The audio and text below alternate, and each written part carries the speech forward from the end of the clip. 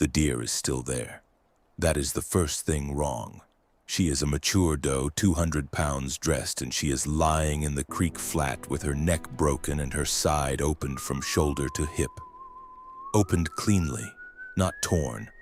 The ribs exposed in a way that speaks to something that understood the anatomy and used the understanding. It is November, early morning, 4 inches of fresh snow on the ground and the temperature at 7 degrees when I leave the truck. And the kill is maybe 6 hours old. Recent enough that the exposed tissue has not frozen through. Recent enough that whatever opened her is probably not far. And yet the carcass has not been fed on. That is what I am standing over when the account begins. A fresh, perfectly executed kill that has not been touched since the killing. In 20 years of running trap lines in the Clark Fork drainage of northwestern Montana, I have never seen a predator abandon a fresh kill before feeding. Not wolves, not mountain lions, not bears caught out late before denning.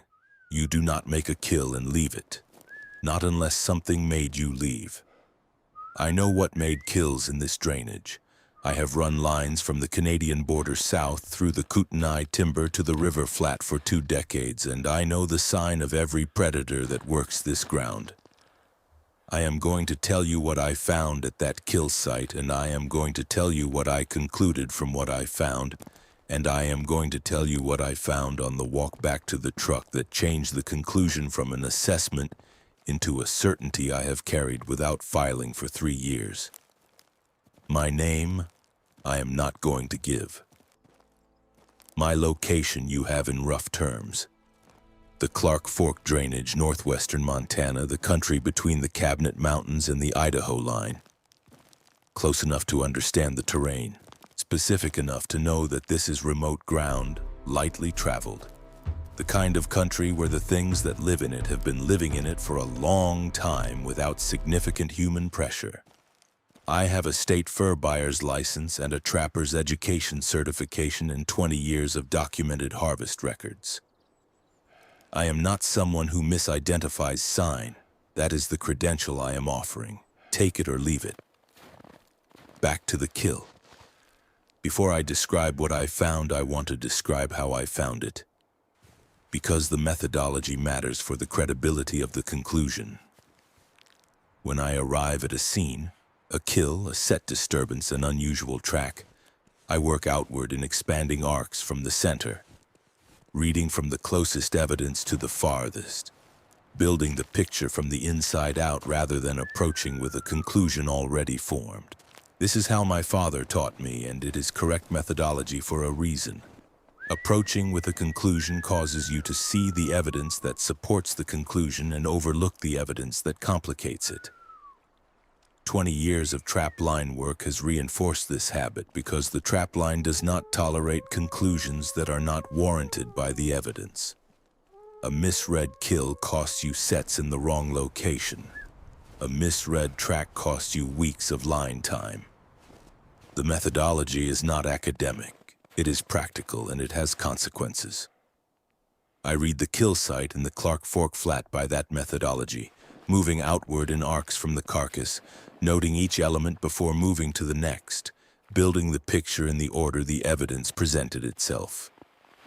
What I am going to describe is the picture in that order because that is the order in which the conclusion assembled itself, and the order matters for understanding what the conclusion is. The snow around the carcass tells the story the way fresh snow always tells stories. Clearly, without interpretation, everything that moved through the flat in the 6 hours since it fell recorded in the surface with the specificity of a photograph. I read the snow the way I read it every morning on the trap line, moving outward from the carcass in widening arcs, building the picture.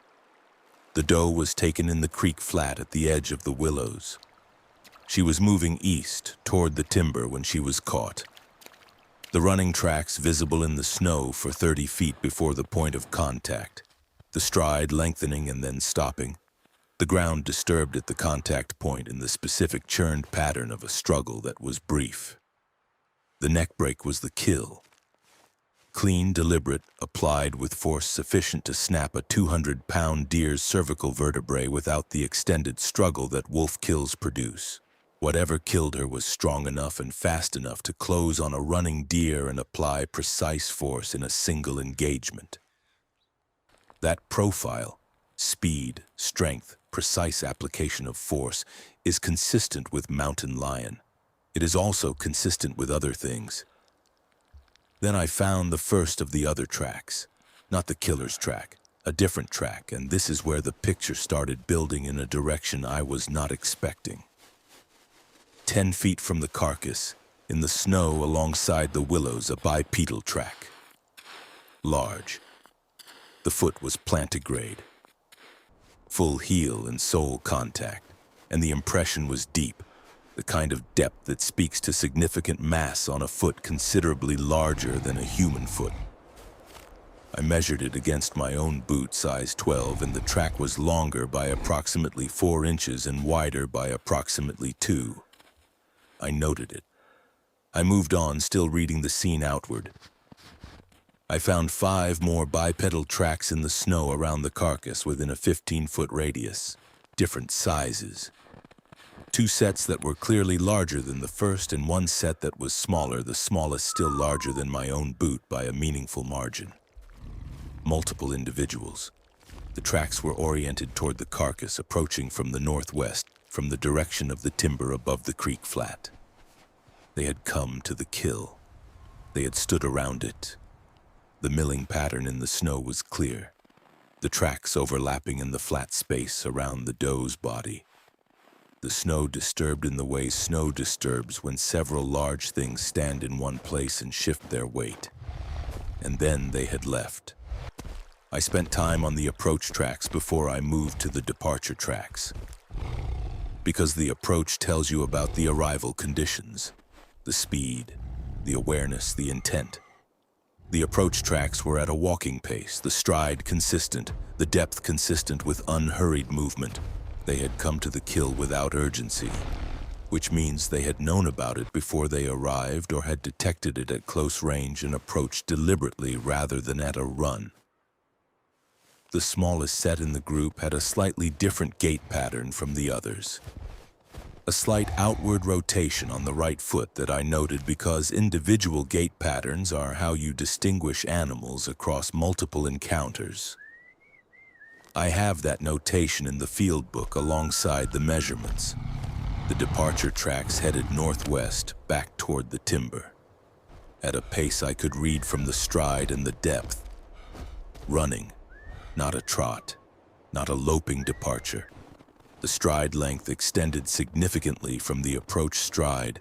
The depth increased at the toe as the weight loaded forward in acceleration.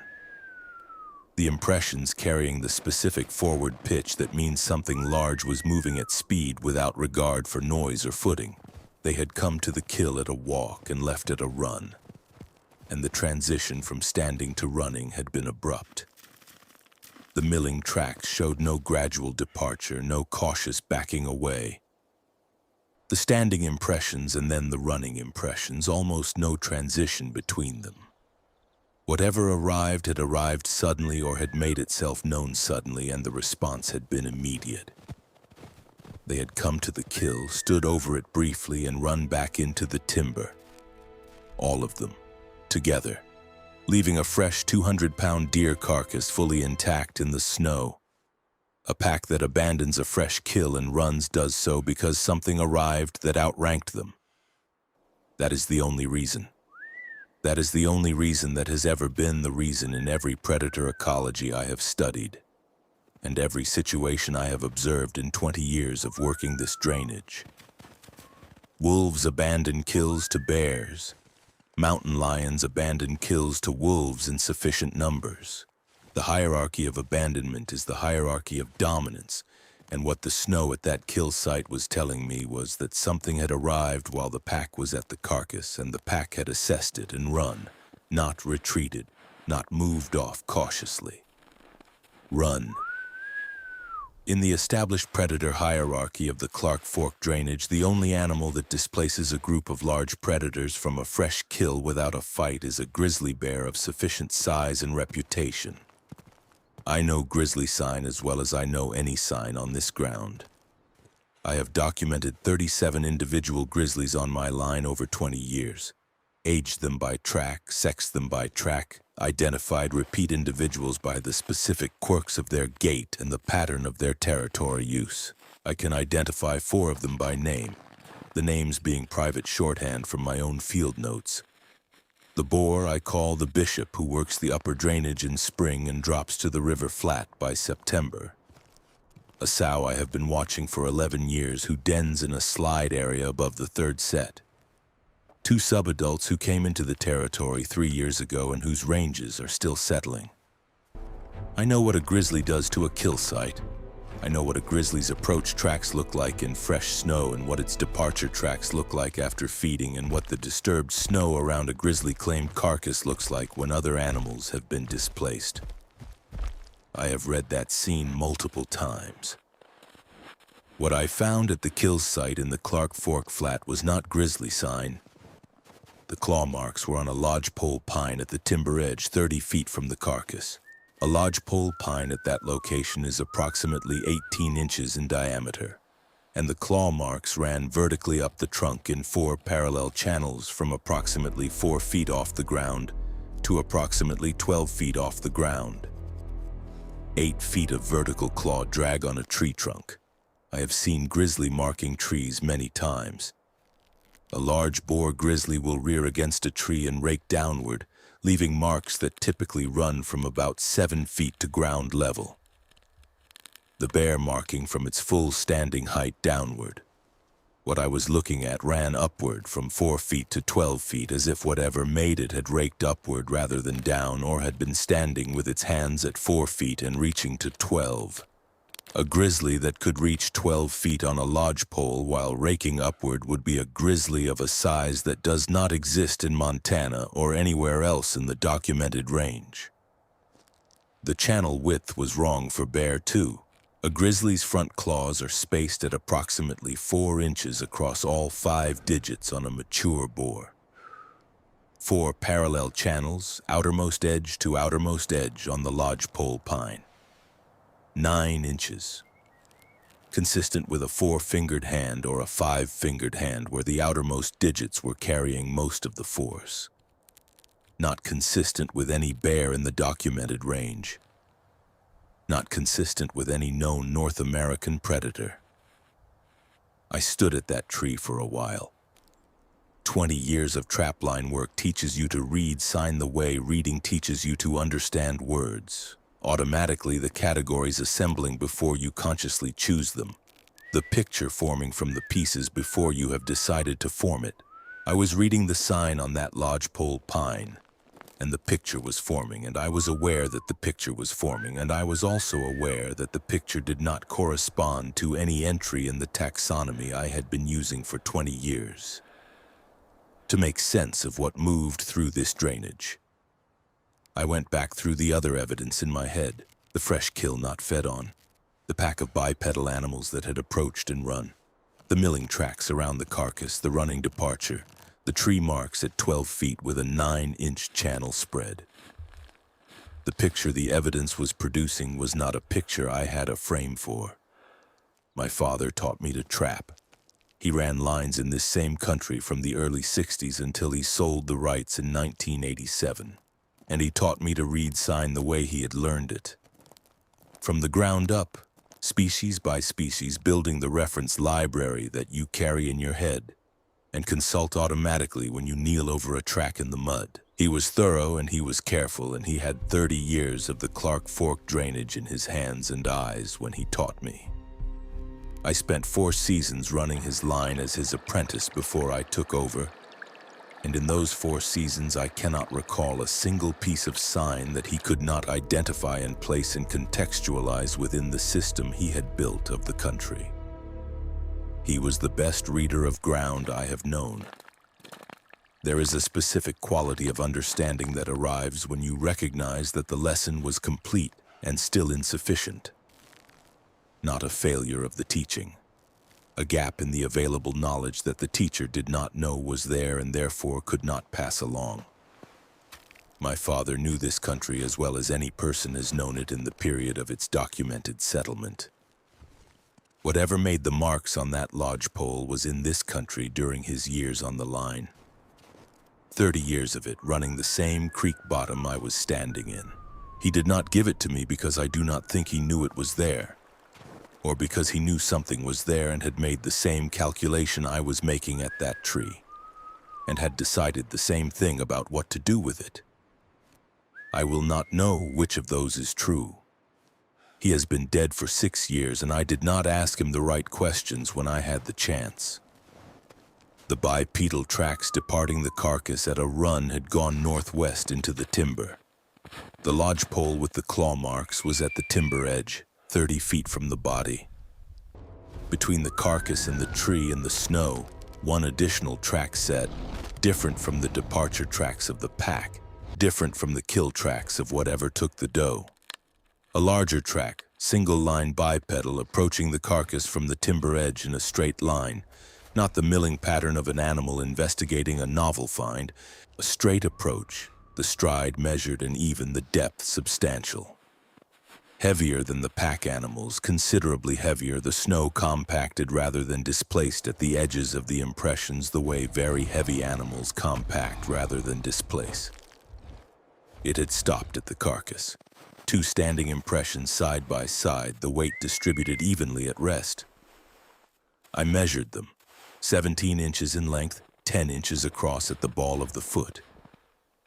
The depth was 4.5 inches in snow over frozen ground, which represents a mass I estimated at somewhere above 600 pounds on a bipedal frame.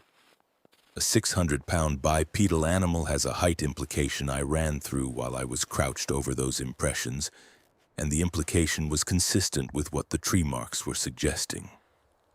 An animal considerably taller than the pack animals that had fled. An animal for which 12 feet on a lodgepole pine was not a reach, but an easy gesture. It had stood over the carcass long enough to leave settled impressions rather than impact impressions. It had not fed. No disturbance to the snow around the body consistent with feeding posture. It had stood beside the kill, upright for some period I cannot quantify from the evidence. And then it had gone back into the timber the way it came. At a walking pace, unhurried, the stride long and even, and the tracks disappeared into the tree line without rushing. I finished my assessment of the kill site. I noted everything in the field notebook I carry in my left chest pocket. Measurements, track counts, the tree mark dimensions, the carcass condition, the departure pattern of the pack, the single standing impressions beside the body. I photographed each evidence element with the phone using the tape measure as scale reference. The same documentation practice I use when I find sign I want to retain for reference on future sets. I have photographs of the pack approach tracks, the departure tracks, the standing impressions, the tree marks, and the single track beside the body. I have measurements for all of them. The photographs are on a hard drive in the same location as the field notebook. I have not shown them to the State Wildlife Agency. I have not shown them to the University Extension Office. I have shown them to one other person, another trapper who runs country 2 drainages east of mine and who I have known for 12 years. And his response was to close the laptop and say that he had found things on his line he could not account for, and had reached the same decision about what to do with them. That conversation happened a year after the kill site. He did not describe what he had found, and I did not press him. I have not filed these notes with any agency. They are in a notebook in my house in Lincoln County, and they have been there for 3 years. I walked back toward the truck. The walk out from that section of the flat crosses approximately a mile of creek-bottom timber before the access road, and I walk it on a bearing I have used so many times that my feet know it without the compass. The route passes through 3 distinct habitat types: the open willow flat, a section of mature cottonwood along the creek, and a half-mile of mixed lodgepole and Douglas fir before the road. I have walked this route in every season and every light condition for 15 years. I know what is normally in it at 7 in the morning in November. The cottonwood section was quiet in the wrong way. Not the quiet of nothing present. The quiet of things present and paused. The birds not moving. The squirrels not working the bark. I noted it as I entered the cottonwoods, and I kept my pace because stopping serves no purpose in that situation, and because the correct response to unknown presence in familiar terrain is to maintain your bearing and move through. I do not know if that is the right response. I know it is the response 20 years of working this ground has taught me, and I used it. And I am here to give the account, so it was sufficient on that morning. I was halfway back in the cottonwoods when I found the track in the mud alongside the frozen creek margin. A single impression where the snow had drifted thin over a section of wet ground, and the mud underneath had taken the weight. Full plantigrade contact. The track was 18 inches in length and 11 inches across at the widest point of the forefoot. The depth in the mud was approximately 3 inches. The same mass signature I had read in the standing impressions at the kill site. The stride I could estimate from the approach and departure indentations in the snow around the mud section, approximately 62 inches measured heel to heel. I am 6 feet 1 inch tall. My walking stride runs approximately 34 inches. 62 inches is not a walking stride for any human being at any height documented in the medical literature. It corresponds to a leg length and hip-to-floor geometry that the human skeletal frame does not produce at any point in the natural distribution.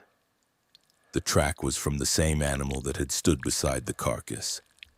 The foot geometry was consistent. The same length, the same width ratio, the same plantigrade contact pattern I had read in the kill site impressions. The track was on my walkout line. That animal had been between me and the truck, moving in a direction that would have intersected mine, and at some point it had turned off the creek margin into the timber to my left. The approach direction of the track, I could read it from the displacement pattern in the snow at the mud section's edges, was from the northwest, from the direction of the kill site. It had been moving southeast toward the road and had left the creek margin into the timber. The timber to my left for the remainder of the walkout is lodgepole and fir with moderate understory.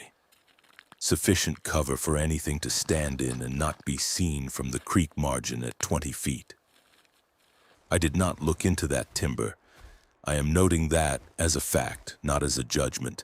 I kept my bearing and I kept my pace, and I watched the trail ahead, and I reached the road and I reached the truck, and I got in and I drove out.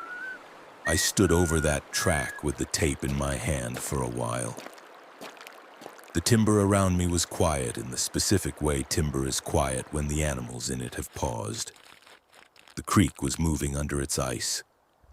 The temperature was still dropping.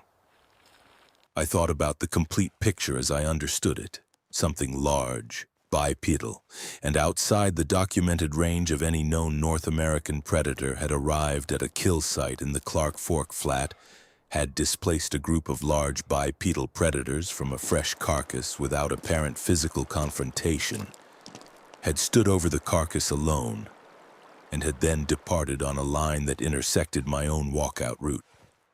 It was not at the carcass, and it was not on the walkout line at the moment I was present at either location.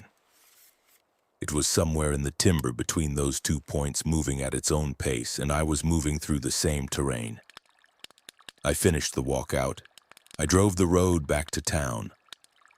I pulled the truck into the lot behind the supply store and sat in it for a while with the engine running and the heat on before I went inside for the hardware I had come for. The Clark Fork drainage covers roughly 2 million acres of roadless and semi-roadless country between the Cabinet Mountains and the Idaho border. The human use of that country is light outside of the river corridor and the trailheads on the national forest boundary.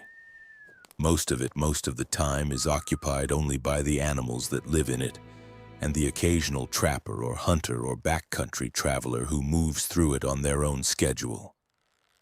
I have been one of those people for 20 years. I have understood the country in terms of the animals documented in it. The wolves and the bears and the mountain lions and the elk and the deer and the fur bearers that pay for the fuel and the equipment. I have read the sign of those animals for 20 years, and I have built a working knowledge of the drainage from that reading that I would stack against anyone's in this state. That knowledge did not include what made the track in the mud alongside the frozen creek. It did not include what stood over a fresh kill while a pack of large bipedal animals ran. It was a complete working knowledge of an incomplete picture. And I had been operating inside that incomplete picture for 2 decades without knowing how much picture was outside the frame. The doe was still at the kill site when I drove past the flat on the road that afternoon. The ravens had found it by then. You could see them in the cottonwoods above the flat from the road, but nothing larger had returned to it. Whatever had been there in the morning had not come back for the kill it had effectively claimed by displacing the pack. That detail has occupied a portion of my thinking for 3 years. The purpose of displacing a pack from a fresh kill in every predator ecology I have studied is to feed on the kill.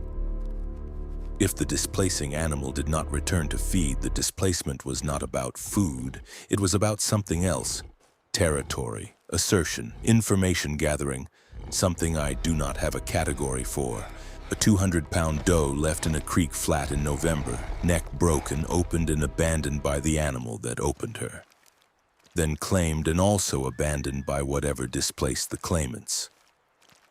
The ravens ate well for 3 days. That is the practical outcome. I pulled my trap sets from the flat section for the rest of that season. I ran the upper drainage and the draws to the east, and I left the creek flat alone. In the spring, I reset the flat and have run it since. I have not found sign of what I found that November again, which means either it does not use the flat in seasons other than late fall, or it uses it at times and in ways that do not intersect my line schedule, or it has moved its range. I do not know which of those is true. What I know is this. The drainage is the same acreage it was on the morning of that November. The animals in it are the same animals. What I understood about the hierarchy of that country changed on one morning and has not changed back. The territory did not get smaller. My understanding of what the territory contains got larger, and the two things feel similar from inside, but they are not the same. I have been working ground for 20 years that contains something I did not have in my reference set, and the ground knew that before I did, and the animals in the ground knew it before I did, and I am the last one in that drainage to have received the information. That is the position I occupy. It becomes more specific over time, not less. Subscribe or do not. If you run lines or work trap country in the northern Rockies, the Cascades, the ranges along the Canadian border, leave your drainage or your county in the comments. I want to know how large the distribution is.